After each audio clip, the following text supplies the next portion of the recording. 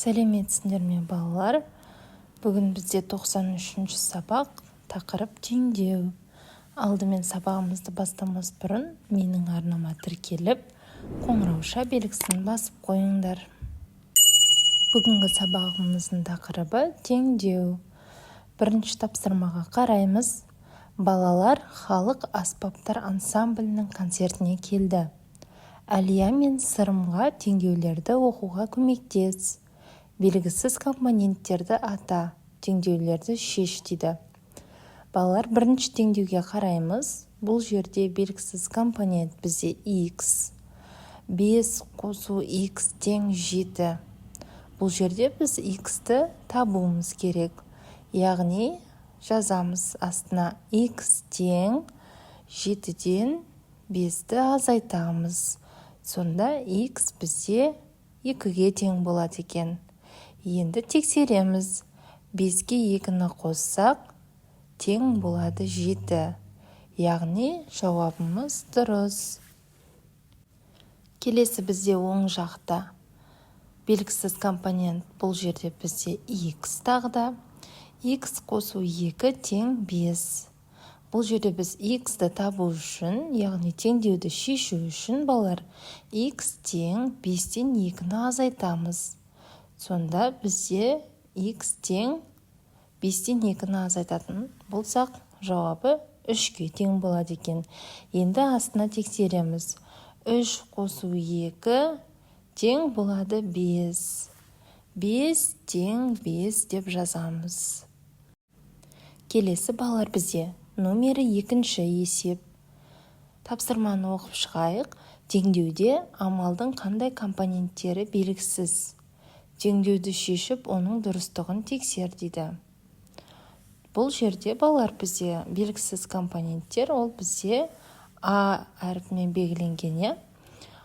Теңдеуді шешейік енді. А азайту 5 тең 3 дейді. Енді біз бұл жерде А-ны табу үшін А тең 3-ге 5-ті қосамыз. А тең бізде 8-ге тең болады екен. Енді астын сызып тексереміз. 8-ден 5-ті азайтамыз, 3 болады екен. 8-ден 5-ті азайтсақ 3, жауабы 3, яғни 3-3-ге тең екен. Келесі бізде екінші теңдеу. Бұл жерде белгісіз компонент, балалар бізде Б әрпімен белгіленген. 8-ден азайтамыз Б-ны, тең болады 3. Енді біз Б-ны табу үшін 8-ден азайтамыз 3-ті. Б тең 5-ге тең болады екен. Енді астын сызып тексерейік. 8-ден 5-ті азайтсақ, тең 3-ге тең болады екен. 8-ден 5-ті алсақ 3, жауабы 3. 3-3-ге тең екен. Егер балалар айырманың мәніне азайтқышты қоссаң, онда азайғыш шығады екен. Ал егер азайғыштан айырманың мәнін кемітсек, онда азайтқыш шығады екен. Осы ережені есімізде сақтап алайық. Келесі балалар бізде номері 3-ші есеп. Тапсырма бізде: егер теңдеуді шешсең, Әлияның билетіндегі қатар мен орынды анықтайсың дейді. Ал енді балалар, бірінші теңдеуді шешейік, және жауабы қатар бізде нешінші екенін табуымыз керек. 40 қосу x тең 50-ге дейді. X-ті табу үшін балалар 50-ден 40-ты азайтамыз. X тең 10-ға тең болады екен. Енді астын сызып тексереміз. 40-қа 10-ды қоссақ, 50 болады екен. Жауабы 50 тең 50. Яғни бұл жерде Әлияның билетінде қатар балар 10 екен. Яғни 10-шы қатар екен. Енді келесі балар біз енді Әлияның билетіндегі орынды табуымыз керек. Келесі бізде теңдеу 10 азайту x тең 6-ға. X-ті табу үшін 10-нан 6-ны азайтамыз. X тең болады. 10-нан 6-ны алсақ, балар 4 болады екен. Астын сызып тексереміз. 10-нан 4-ті алсақ 6 болады.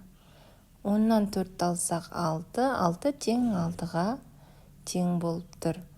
Сонда Әлияның беретіндегі қатар 10, орынның саны 4-ке тең екен. Келесі балалар 4-ші есеп. Есепте досыңды тексер дейді. 6-ға 4-ті қоссақ тең болады 10. 7-ге 3-ті қоссақ 10-ға тең екен. 3-ке қосамыз 4-ті тең 7 болады екен. Енді азайту. 100-ден азайтамыз 10-ды тең 90. 80-нен азайтамыз 50-ді тең болады 30. 20-дан 20-ға қосамыз 40-ды тең 60 екен.